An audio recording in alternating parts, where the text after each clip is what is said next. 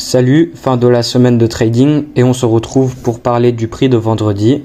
Alors pour cette semaine, le résultat de la semaine se termine au break-even. Enfin mathématiquement juste au-dessus du break-even, à peu près 1R, un peu en dessous de 1R. Mais moi je considère ça étant plus au break-even vu que du coup il n'y a rien qui a été fait vraiment. Ok, c'est en léger profit, mais je considère ça comme étant du break-even. Et cette semaine a été la pire semaine, la semaine la moins bonne depuis vraiment pas mal de semaines. Et pour le prix de vendredi, c'est juste horrible. Comme on le sait, des fois, quand ça l'est, c'est pas toujours. Ça peut être une journée comme les autres, une très bonne journée, avec des setups merveilleux, comme je vous ai montré dans des vidéos précédentes sur ma chaîne. Mais quand ça l'est, le vendredi, ça peut être une journée où l'action du prix est vraiment moche et il n'y a rien à faire. Et c'est une fin de semaine à l'avance, avant même qu'il soit 16h le vendredi et que ça soit fin de la journée. Donc,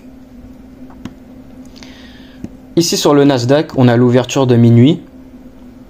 Et là, le prix, il a monté, voilà tout ça. Londres, je m'en fiche.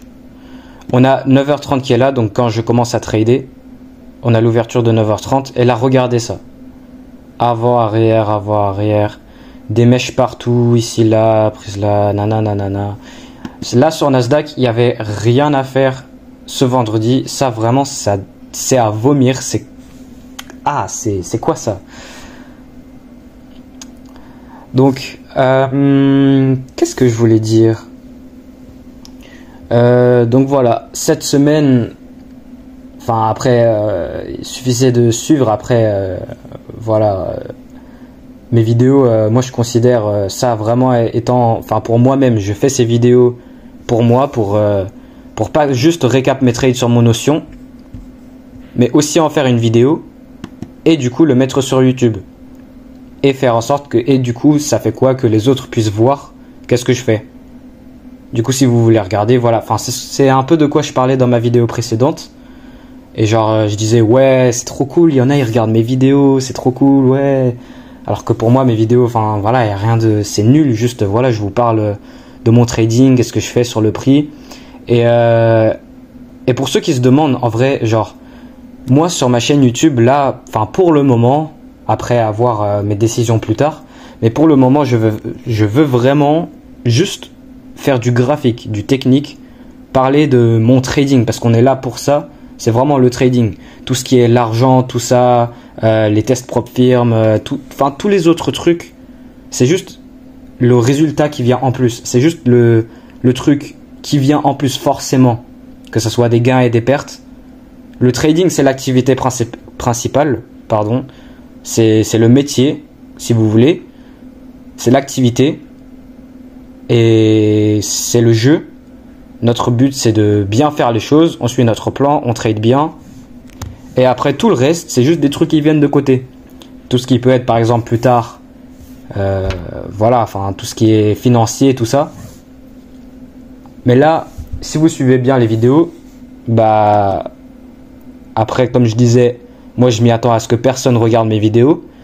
Mais si, du coup, pour suivre le bordel, je vous dis chaque jour le résultat du jour, les semaines les résultats de la semaine, le mois les résultats du mois. Et là pour l'instant, cette semaine qui a fini en break-even ou en très léger profit, mais à presque 0,0, a été la pire semaine que j'ai fait depuis pas mal de semaines maintenant. Faut continuer comme ça, faut garder la régularité dans ce que je dois faire. Je sais exactement ce que je cherche chaque jour sur les marchés, à l'heure, à la bonne heure. Et puis il y a juste à continuer, maintenir la rentabilité et juste continuer ça toute sa vie quoi. Après je vous montre pas sur ma chaîne YouTube qu'est-ce que je fais sur d'autres marchés, parce qu'il faut savoir aussi, enfin pour ceux qui savent, je scalpe à longueur de journée, enfin je scalpe le gold, rien à voir avec les indices ICT, tout ça, une stratégie complètement rien à voir avec tout ça, je scalpe le gold et c'est en lien du coup avec mon projet de la Golden Suite et tout, pour plus tard. Et aussi je swing trade le forex et je vous partage tout sur Telegram.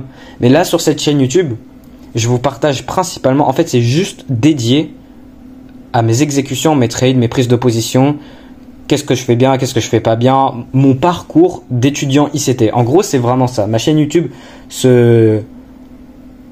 jusqu'à maintenant, à voir mes décisions plus tard, mais jusqu'à maintenant, ma chaîne se dédie à principalement mon évolution en tant qu'étudiant ICT qui devient meilleur chaque jour et qui vous explique, parce que du coup je vous parle, en fait ce qui est incroyable de ces vidéos, c'est que là du coup je suis en train de, je parle et je m'entends moi-même, même si j'aime pas ma voix, et l'amélioration elle se fait devant vos yeux, devant, j'arrive pas à dire, on veut passer devant les graphiques, vous êtes là pour ça, à voir mes trucs.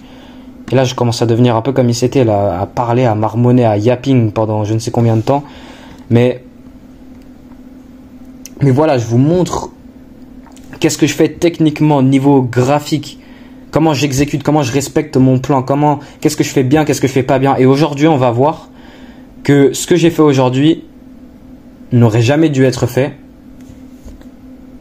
Et qu'est-ce qui aurait dû être fait si j'aurais intervenu. Aujourd'hui, il n'y avait qu'une seule possibilité, voire deux peut-être, mais réellement juste une seule opportunité de faire quelque chose. Et à part de ça, rien.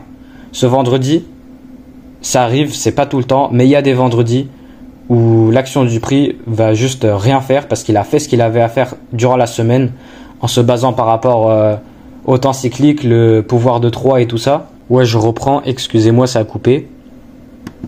J'enlève là. Et je sais plus ce que je disais. Donc, ce vendredi, ça a été un de ces vendredis où l'action du prix était nulle. Et puis voilà. Donc là, sur le Nasdaq, je vous ai dit un peu ce qui s'est passé. Aujourd'hui, c'est vraiment, mais waouh. C'est mais les gars, en fait, il n'y a pas de mots pour décrire ça. Regardez ça. Forcément, il y a de la création de prix algorithmique à l'intérieur de tout ça. Mais l'algo aujourd'hui, les gars, elle voulait rien faire. On va aller sur le Dow Jones. Et là, aujourd'hui, le billet, il était bon. Tout a été prédit, tout était cool. Mais j'ai mal exécuté, je suis mal entré. Et j'ai pris un trade qui ne devait pas être pris. Donc, on a l'ouverture de minuit ici. Le prix, ici, voilà, Londres, cool, il fait pas grand-chose. Et là, New York, dès le début de New York, là, il commence la baisse. On a 9h30 qui a accéléré la baisse.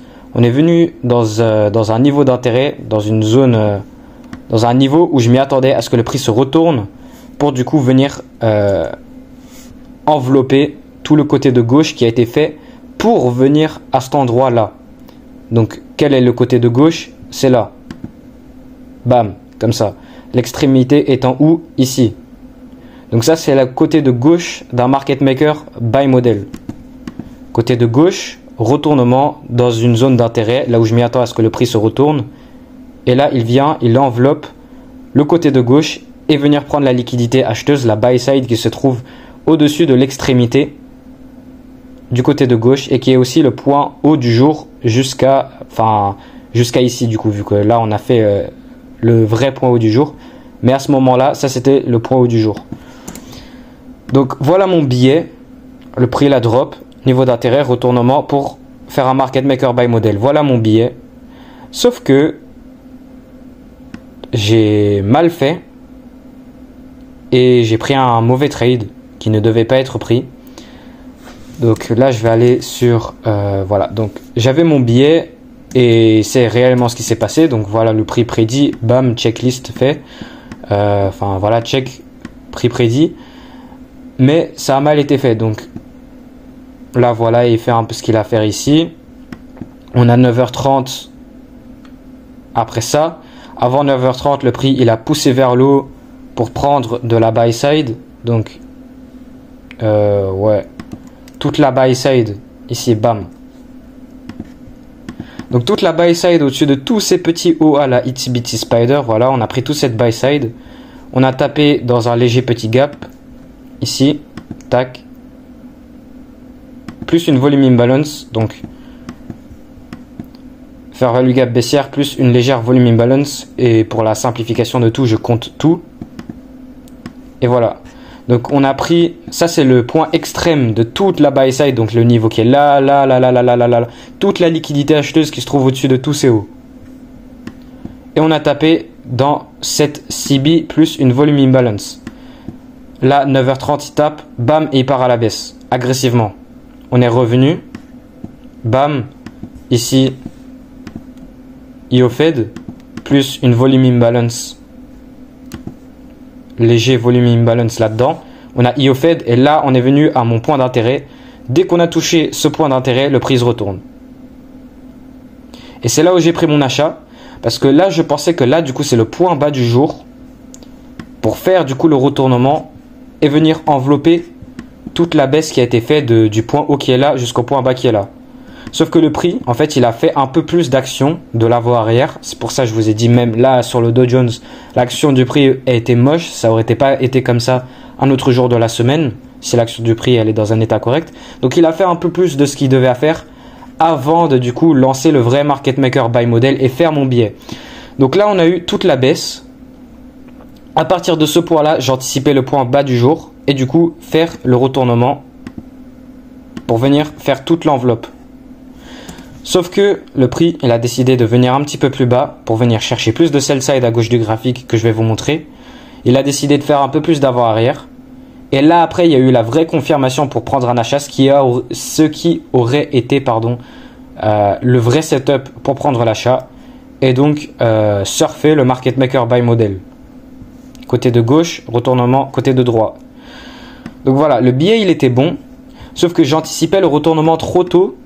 Alors que le prix, il a fini par faire un peu plus de ce qu'il avait à faire avant de, du coup, lancer le programme acheteur pour venir envelopper toute la baisse. Donc jusqu'à là, j'espère vous comprenez. Pour ceux qui regardent la vidéo, on précise bien. Et encore une fois, je m'y attends à ce que personne regarde mes vidéos. Hein. C'est pour vous, pour que vous puissiez voir du coup, parce que j'aime bien partager ce que je fais. Mais en même temps, c'est principalement pour moi. Donc là, tout est dans mon... Voilà. Là, comme vous pouvez le voir, merde.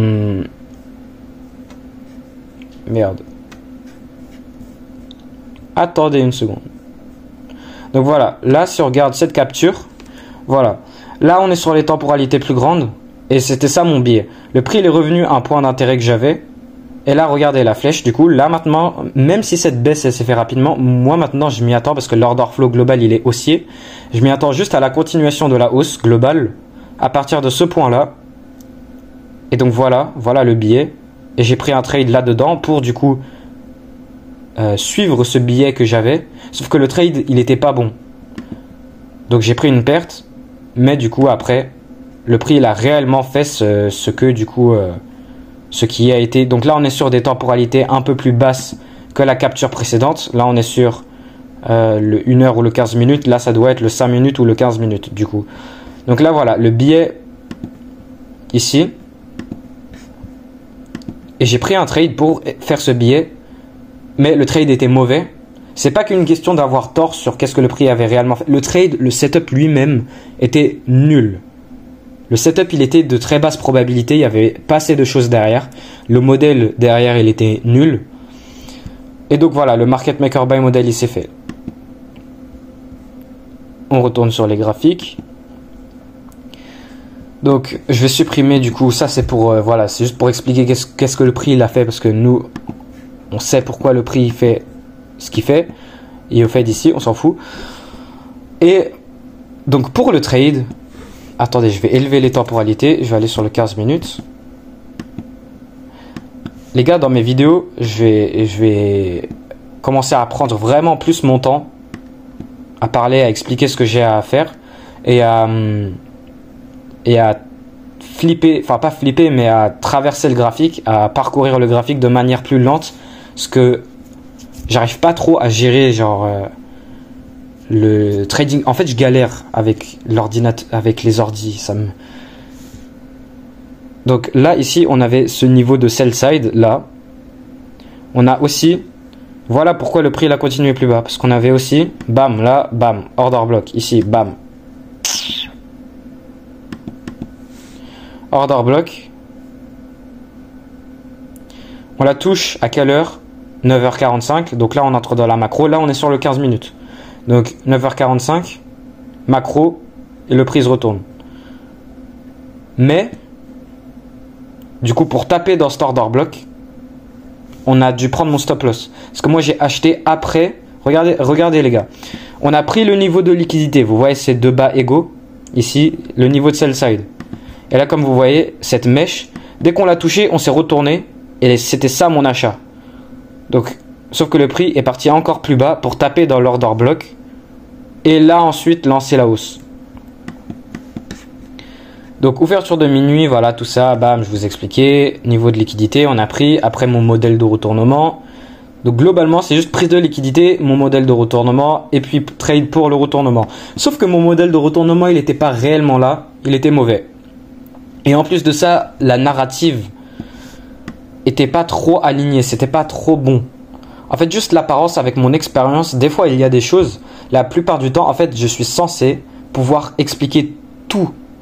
C'est aussi pour ça que je fais ces vidéos, parce que du coup la plupart des gens qui voilà se montrent pas forcément sur internet, qui voilà juste voilà c'est eux et leur trading eux-mêmes tout seuls dans leur bulle, voilà ils font leur tracking tout ça, mais moi je veux faire une vidéo, genre je veux repasser, je veux prendre mon temps et tout bien faire chaque jour, parce que qu'on soit d'accord, là si vous regardez mes anciennes vidéos, je parle de tous mes jours de trading, tous les jours, et même s'il y a une journée de trading, la plupart du temps, même s'il y a une journée de trading où je trade pas, j'explique quand même tout ce que le prix il a fait durant la journée, pourquoi il a fait X chose et pas ça, pourquoi il a fait ce qu'il a fait, pourquoi il a fait tel market maker modèle à tel macro à telle heure, dans tel PD array.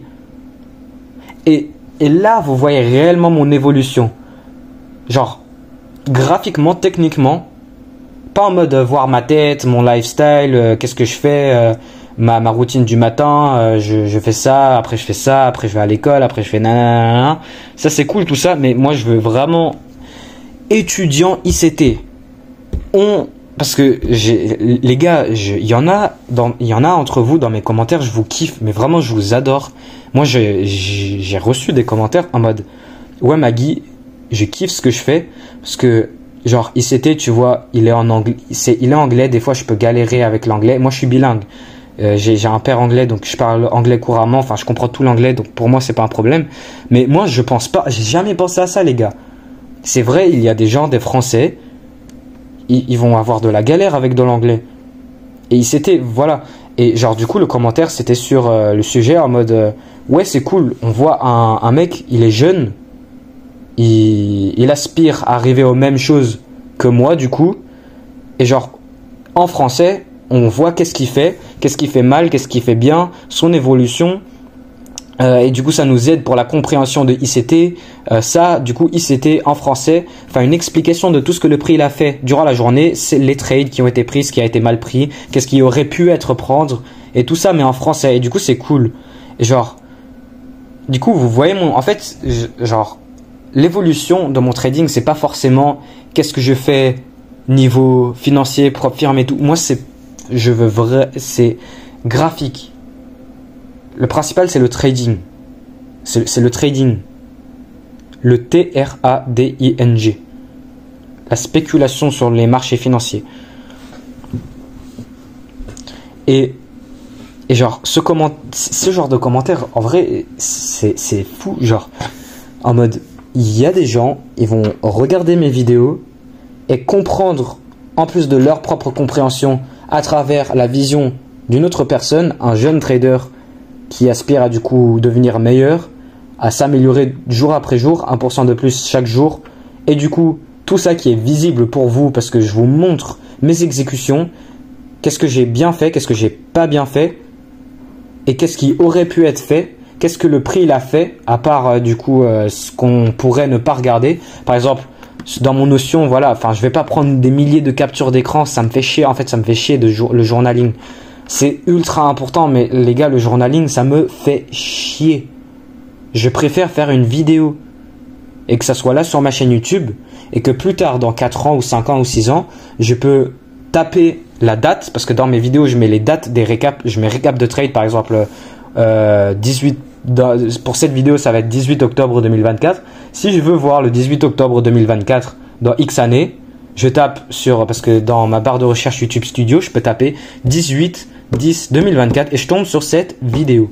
Et là, sur cette vidéo, Maggie, si tu regardes cette vidéo dans je ne sais combien d'années, mais je pense que c'est très improbable, vu toutes les vidéos que tu vas faire et tous les récaps de trade que tu vas faire et tout ce que tu vas montrer pour du coup ton évolution dans ton trading, c'est très improbable. Mais qu'est-ce que je voulais dire? C'est ça, c'est une dinguerie. Je sais plus ce que je voulais dire, mais voilà. Genre, je vais pouvoir revoir mes trades, je mets récap le jour. Après, il y a des vidéos spéciales où du coup je montre des trucs un peu plus spéciaux et je mets un titre différent pour que ça soit un peu plus attirant. Enfin, même si, ok, là je me contredis peut-être un peu, voilà. Je veux quand même, il y a quand même un côté, les gars, comprenez, enfin, c'est pareil pour tout le monde, je pense. Il y a quand même un côté où je veux gagner des abonnés, je veux gagner de l'influence. Et en fait, du coup, montrer à plus de gens mon parcours de trading. Mais en fait, il y a tout qui est gagnant-gagnant. J'espère vous comprenez. Il y a tout qui est gagnant-gagnant dans faire ces vidéos. Il n'y a aucun désavantage, il n'y a aucun négatif. Le seul négatif, c'est que du coup, ça prend du temps et de l'énergie. Et voilà, c'est énergivore et logique. Mais forcément, c'est le travail qu'il y a à faire derrière pour faire ce qu'il y a à faire. Enfin, en mode, je pars en roue libre. Je yappe depuis tout à l'heure. C'est waouh. Mais... Et ces vidéos, ce qui est incroyable, c'est que je le remarque moi-même. Ma capacité de pouvoir parler, de pouvoir communiquer, de pouvoir développer qu'est-ce que je veux exprimer qui est dans ma pensée, mais l'exprimer du coup sous forme audible, avec la voix, pas audi les voitures, mais audible, je sais pas. mais mon éloquence, voilà, c'est ça le mot. Putain, mon éloquence, les gars, il s'est tellement amélioré en faisant ces vidéos. Vous vous rendez pas compte. Mais je suis content. Et là, plus tard, dans X années, je vais avoir une éloquence de baiser, je suis sûr. Après, je vais quand même avoir... Mais les gars, je bégaye tout le temps quand je parle. Là, cette vidéo, j'ai bien pris mon temps, j'ai bien parlé. Mais quand je vais vite, parce qu'il y a des vidéos d'avant, là, vous pouvez aller voir, peut-être même très récemment. Il y a des vidéos où je vais trop vite et je bégaye.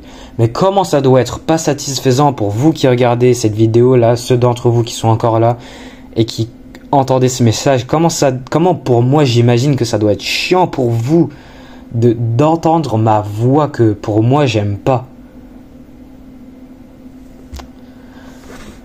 Voilà. Comment je yappe. C'est une dinguerie. Là on est le week-end du coup et j'explique le prix de vendredi. Et donc pour la semaine prochaine, cette semaine vraiment ça a été mauvais. J'ai mal tradé, j'ai pris des setups, entre guillemets des setups. Pour moi un trade, en tant que trader, on est en fait un trader, une signification de trader c'est quoi? C'est un preneur de risque professionnel. Un mec qui met du risque pour du coup avec un vrai plan, un setup, toute la probabilité qui est derrière son truc, pour la probabilité qui est derrière son trade, pour soutenir son trade avec le plus de probabilité pour que pour lui le prix il va faire plus ça que ça. Et du coup il prend le risque derrière ça et après il gère le risque en fonction de l'action en live.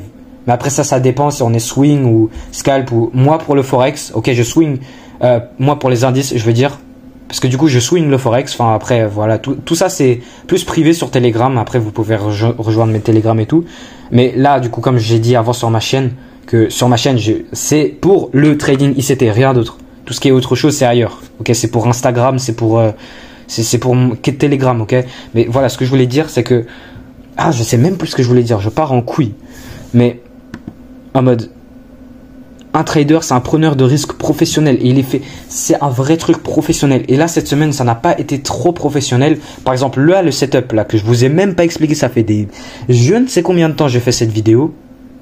Désolé les gars pour ceux qui regardent, mais parce que c'est ça que je trouve fou, parce que le temps c'est hyper important, on récupère pas le temps, le temps chaque seconde qui s'écoule, on le récupérera jamais.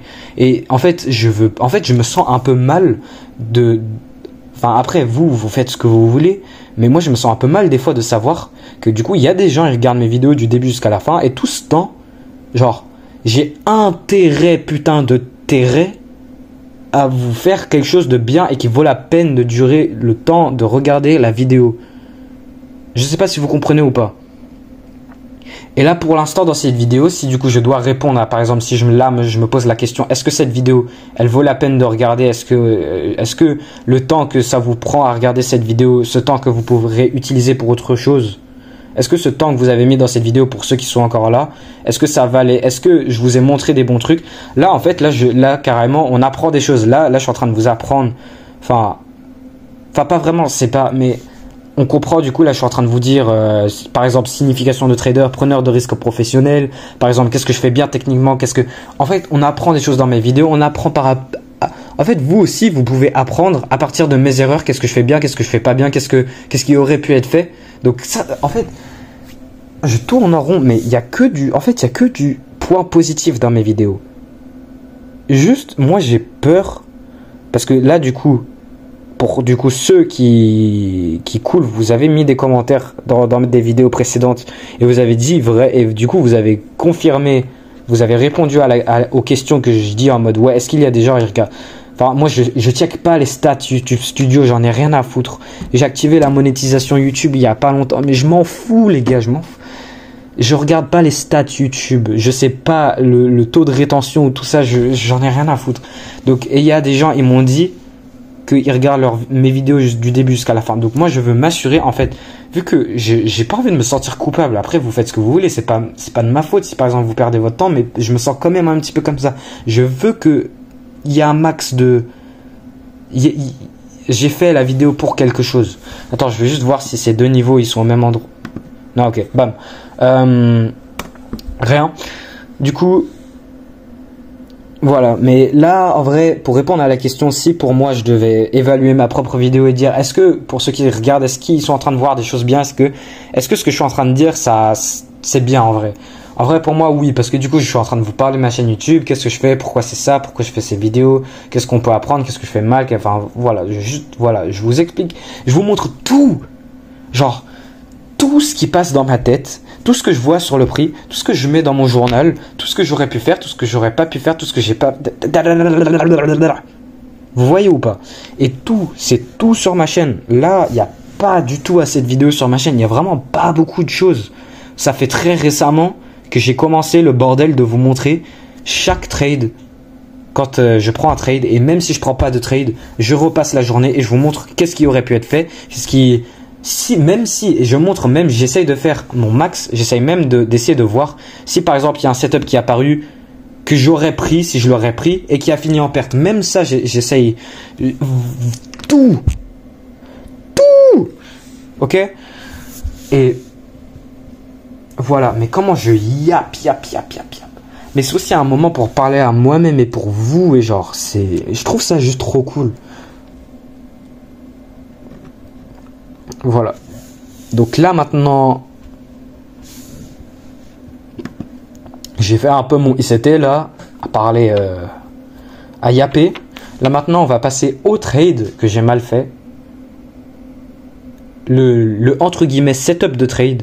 Du coup, ce que je dis, ça se rejoint à ce que je disais tout à l'heure. En tant que trader, on est des preneurs de risques professionnels. Et quand on prend un risque, quand on pose un RR, quand on pose notre risque, notre R, c'est pour encaisser tel R. On met le risque pour gagner. On trade pour gagner. On est des preneurs de risques professionnels. Et quand on prend un risque, quand on prend un trade, il doit y avoir toute la probabilité qui soutient notre trade. La probabilité en notre faveur, un plan derrière un trade, quelle est la cible, quelle est la draw on liquidity, ok, comme on dit terme ICT en anglais. Donc ça rejoint à ce que je disais tout à l'heure, par exemple les Français qui apprennent ICT mais qui peuvent galérer avec l'anglais. Chaque trade, quand on trade avec ICT, chaque trade doit avoir un draw on liquidity. On doit viser un certain niveau de liquidité. Donc quelle est ta draw on liquidity? Où est ton point d'invalidation? Quels sont les éléments qui donnent la probabilité derrière le trade? Quel est le modèle, que ce soit modèle 2022, modèle unicorn, modèle IFVG, en rejoignant avec les market maker modèles, comme je fais. Moi, tout mon trading, c'est en gros des market maker modèles en alignant les choses, en combinant les choses avec le temps. Ça peut être les temps cycliques et les macros. le temps, les PDRI pour soutenir les market maker modèles et du coup les modèles de retournement. Parce que les market maker modèles, du coup, on peut prendre les réaccumulations ou les redistributions. Mais moi, je veux principalement me concentrer sur la smart money reversal. Donc, le point de retournement, ça peut être un modèle 2022, ça peut être un modèle IFVG, ça peut être très souvent, en vrai, c'est tous en même temps. Avec des SMT divergence et tout ça, on va voir. Du coup, la SMT divergence, là où aurait été le vrai setup, donc ça aurait été. Là, je vais après vous expliquer le truc que j'ai mal fait. Là où, du coup, il n'y avait pas toute la probabilité, là où il n'y avait pas le vrai modèle, là où c'était pas vraiment bien, où la prise de risque n'était pas très bien soutenue par la probabilité derrière cette prise de risque pour nous dire que, du coup, cette prise de risque, c'est pour gagner, c'est pour... En vrai, là, dans cette vidéo, je fais de la valeur. En vrai, il y a de la valeur, les gars. En vrai, là, on est en train d'apprendre des choses quand même. Genre, même si vous savez déjà, genre, on est quand même ensemble, on est en train de revoir qu'est-ce qu'on est censé faire. On a nos modèles, on a ce qu'on cherche sur nos graphiques, parce qu'on a quelque chose qu'on cherche. On attend jusqu'à ce que le prix nous montre ce qu'on cherche, que ça soit n'importe quoi, ça peut être ce qu'on veut. Hein. Ok, n'importe quoi, mais notre plan de trading, que ça s'aligne, que les choses soient bien, que la probabilité soit derrière et qu'il y ait un vrai setup, le mot en anglais qui a sa définition, comme chaque mot a sa définition, la définition derrière le mot setup, pas comme un setup de gaming, mais le setup et le plan derrière le trade. Donc là, il y avait le plan derrière ce trade, mais la narrative et le modèle, pas que la narrative, parce que aussi la narrative a fait en sorte que, en fait, c'était pas le bon moment pour rentrer pour ce qui aurait été le retournement. Mais en plus de ça, le modèle lui-même, il était à basse qualité, très basse qualité. On va voir ça. Donc là, on va aller sur les 1 minute. Là, on a pris le niveau de sell side. Et à partir de là, voilà, bam, moi je m'attends à point bas du jour. Allez, retournement. Et on fait le market maker buy model pour envelopper le côté de gauche. Pourquoi j'ai pris le buy du coup? Comme on avait vu tout à l'heure, ici on a IO Fed, ce gap, plus volume imbalance pour continuer plus bas. Donc là, ici, logiquement, ici on a un gap. Bam. Là, on ferme au-dessus. Voilà, bam. C'était ça. C'était ça, les gars. On avait le passage au-dessus du gap baissier ici. Bam. Voilà, premier signe de retournement après avoir pris la liquidité. Là, ici, on avait ce gap baissier. Au lieu de la respecter et dégager, on a fermé au-dessus, on a dégagé. Mais pour moi, donc, je prends l'achat après. Donc, passage au-dessus du gap. Donc, pour moi, ça aurait été le retournement. Retest, je prends un buy. Stop loss quelque part en dessous. Je sais plus. En dessous du swing low ici, je crois. Ouais, je l'ai mis parce que du coup, la flèche de sortie, voilà, bam. La bougie qui est là a pris du coup le bas du swing, enfin le swing low qui est là. Donc là, voilà mon stop loss. On pourrait imaginer un truc un peu, voilà, mon entrée quelque part comme ça. Stop loss là, bam. Voilà, c'était, je crois que ça doit être vraiment un truc du genre comme ça. Pour le market maker buy model, mais le prix il a juste continué plus bas et il a fait plus. En fait, il a juste voulu continuer un peu plus bas pour du coup, comme je vous ai expliqué tout à l'heure, le prix il est revenu dans une order block derrière, bam. Ok, il y a une order block. Voilà. J'utilise vraiment jamais les order blocks dans mon trading, mais voilà, voilà pourquoi le prix il a continué plus bas. Donc, en fait, la narrative a fait que du coup, ce trade était mauvais, mais en plus c'était le setup lui-même. Les gars, regardez la gueule du setup. Pour ceux qui suivent mes vidéos, du coup, mes modèles IFVG, la fair value gap baissière qui se fait casser, devenant maintenant une fair value gap inversée. Donc là, maintenant, on est censé trouver support pour continuer. Sauf que c'est pas ce qu'on a fait et c'est hyper large. Le gap, il est haut. Moi, ce que j'aime bien, c'est qu'après les prises de liquidité, les gaps, ils se situent genre vraiment tout près. On passe au-dessus, on reteste et on part. Et genre vraiment, c'est serré. Faut que, genre, le modèle, il se fait dans, par exemple, une boîte de 7 tailles. Alors que dans ce cas-là, le modèle, il s'est fait dans une boîte de 7 tailles. Vous comprenez un peu ou pas? Et le modèle, il était vraiment élargi, il était desserré. Et le modèle, il était mauvais. Là, en fait, je suis en train de poser la confiance derrière ce que cette fair value gap baissière qui se fait casser pour qu'elle se fasse traiter en tant que support comme fair value gap inversé pour partir à la hausse. Mais non, mais genre des fois il y a des choses que je peux pas expliquer pourquoi, mais mon expérience, en fait l'expérience c'est quelque chose qui joue énormément dans le trading, dans l'évolution du trading de quelqu'un. Et mon expérience juste me montre, avec mon expérience, je sais que ça c'est de la merde. Bam, donc voilà, j'ai pris la perte moins 1R ici. Et là, après, du coup, pour vous expliquer, donc le vrai retournement, aussi du coup, on était entré dans la macro de 9h45 à 10h15.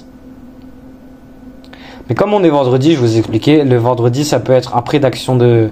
Enfin, là, dans ce cas-là, enfin, je vous ai montré les preuves, ok? Pas besoin d'aller repasser les graphiques pour vous montrer. On sait, ok? On sait que ce vendredi a été d'un action de prix nul. Et là, comme vous pouvez la voir, la première macro, celle de 9h45 à 10h15, elle a vraiment pas trop fait effet sur le prix. Ok, la macro de 10h45 à 11h15, c'est une fois qu'on est entré dedans, qu'on a réellement lancé le programme acheteur. Ok. Mais les macros, elles ont pas trop fait grand chose aujourd'hui. Et pour moi, les macros, ça doit jouer un gros rôle important dans mon trading. Et ça, aujourd'hui, c'est pas ce qui s'est passé. Donc là, le prix, faut que je vous montre aussi. En fait, le S&P 500 et le Dow Jones, du coup, la logique, on est sur le Dow Jones depuis tout à l'heure. Le S&P 500 et le Dow Jones, ils avaient un action de prix très similaire. Et il y avait une belle SMT divergence entre le Dow Jones et le S&P 500. Donc là, je vais l'ajouter. Donc, qu'est-ce qu'on peut remarquer? J'enlève les macros. Je vais pas me faire chier à bien mettre l'indice du S&P 500. Enfin, voilà tout ça pour bien voir les SMT divergence bien tracées, comme par exemple comme j'ai fait ici là. Voilà, bam. Là, vous voyez. Non, merde. Là, vous voyez avec le truc sur un panel en bas et tout. Vas-y, je vais pas... Bon, j'aurais pu le faire le temps que j'ai pris pour venir vous montrer ça. Ah, ça casse les couilles. Ah, c'est trop drôle. Mais donc là, on peut voir que ce bas-là, il est plus haut que le bas qui est là. Mais sur le S&P 500, l'endroit, la zone, enfin l'endroit de ces bas, il est plus haut. Là, c'est plus haut que le bas qui est là. Donc là, on a une SMT divergence entre le S&P 500, donc là des bas qui descendent, mais sur le S&P 500 ça monte. Donc là on a une SMT divergence avec le S&P 500 entre le Dow Jones.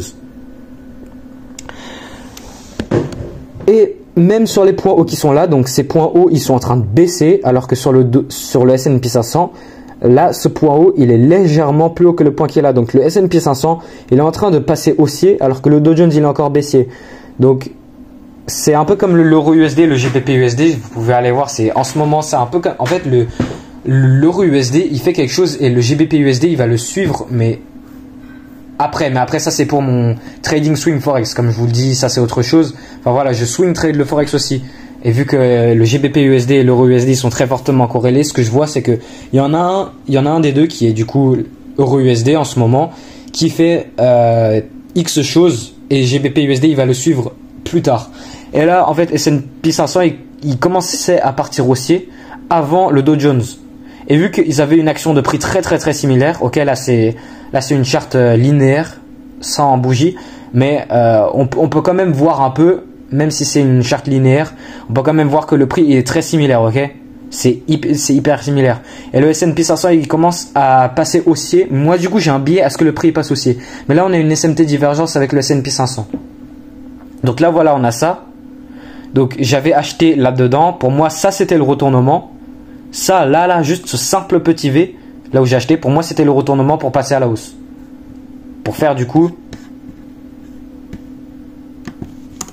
toute la hausse, du coup pour envelopper tout le côté gauche du market maker buy model, comme je vous expliquais très clairement, pas mal de fois en tout détail durant toute la vidéo, même si elle est très longue. Wow. Et du coup, SMT divergence, le prix il a fait plus d'avant-arrière. Mais là, en fait, tout ce qu'il fait, c'est qu'on a cette fair value gap baissière là-dedans ici, donc cette CB. Le prix fait résistance dessus, résistance, résistance. Donc là, on trouve résistance dans la CB. Et dès qu'on passe au-dessus, cette CB devient une fair value gap inversée. Cette fair value gap baissière, anciennement respectée, on casse au-dessus, elle devient la fair value gap inversée. Et dès là, du coup, ça c'est le retournement. Et donc là, ici aussi, on a un signe de faiblesse parce que là, le prix, il est baissier. Sauf que, et là, du coup, voilà, on fait un bas plus bas que le bas précédent. Sauf que là, maintenant, on échoue de faire des bas plus bas que le bas précédent. Là, ici, bas, on échoue d'aller plus bas. Donc, on échoue d'aller plus bas. On a de la SMT divergence. Le prix, il passe au-dessus de la CB qui s'est fait respecter. Là, maintenant, on a le signe qu'on a eu le retournement. Là, maintenant, on a eu le retournement. Maintenant, on a eu le retournement. Et non pas dans le petit V ici, là où j'ai pris l'achat. Où pour moi, c'était le retournement. Alors que non. Voilà, tout est clair. Tout est bien expliqué. Pour les magiciens, pour les splendides personnes qui sont encore là dans la vidéo, qui sont en train de, qui m'écoutent yapper, bah là je vous ai tout montré. Qu'est-ce que je vois, qu'est-ce que voilà, tout ce que je vous disais depuis tout à l'heure. Enfin pourquoi voilà, pourquoi quoi. Et voilà. Et donc c'est dès le passage au-dessus de la CB devenant maintenant la fair value gap inversée qu'aurait été le buy. Donc logique, on buy la bougie après du coup celle-là qui a fermé au-dessus de la CB. On buy. On est aussi dans la macro de 9h45 à 10h15, mais comme on a vu que ce vendredi d'action de prix très moche, les macros elles vont pas faire grand chose. Et là voilà, le market maker buy model il s'est fait, programme acheteur. Et dès qu'on prend le niveau de liquidité qui est du coup la fameuse draw on liquidity, la fameuse attractivité, le fameux aimant pour le prix, là où IPDA se dirige, là où l'algo se dirige, là où le script est dirigé, même un vendredi où l'action de prix est très mauvais, sur le Nasdaq, juste le script il voulait rien branler. Mais là quand même, il voulait market maker buy modeler ça. Après avoir était venu rééquilibrer une rangée au discount, une rangée haussière au discount, taper dans XPDRA comme on a vu tout à l'heure, et puis après repasser à la hausse pour la continuation de la tendance haussière globale. Du coup voilà, que je vous ai montré tout à l'heure, enfin tout est lié, tout ce que je vous ai tout montré, tout est lié. Et dès qu'on a pris du coup l'aimant du prix, là où le prix se draw, ouais, là où est la draw on liquidity, dès qu'on l'a pris, on se retourne. Et là, le prix, il fait plus rien. Parce que du coup, IPDA, elle a fait ce qu'elle avait à faire durant la journée. Elle a fait ce qu'elle avait à faire. Donc là, maintenant, elle va plus rien faire. Elle s'en fout. Ça, après, c'est à ne pas trader. Puis voilà. Donc, fin de la vidéo. Et là, enfin, après tout ce périple, après tout le yapping,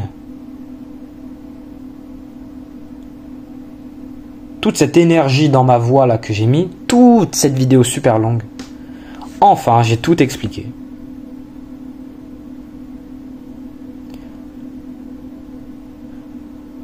Donc voilà.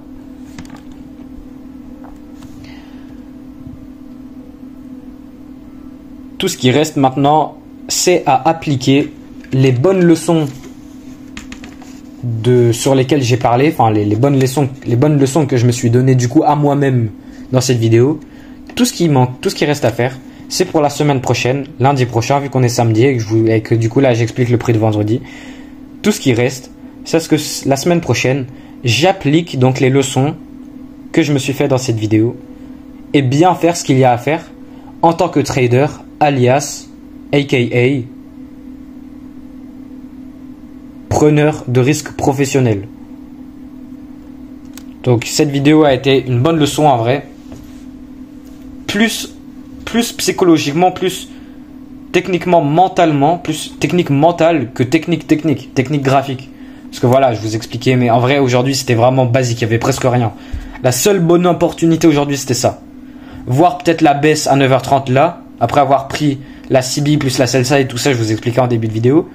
Mais à part ça, vraiment, et ça, il n'y avait rien. Et on a très bien vu ensemble, le Nasdaq, c'était horrible. C'était à vomir. Donc maintenant, reste plus qu'à faire ce qu'il y a à faire pour la semaine prochaine. Et Voilà. Je sais pas comment clôturer cette vidéo.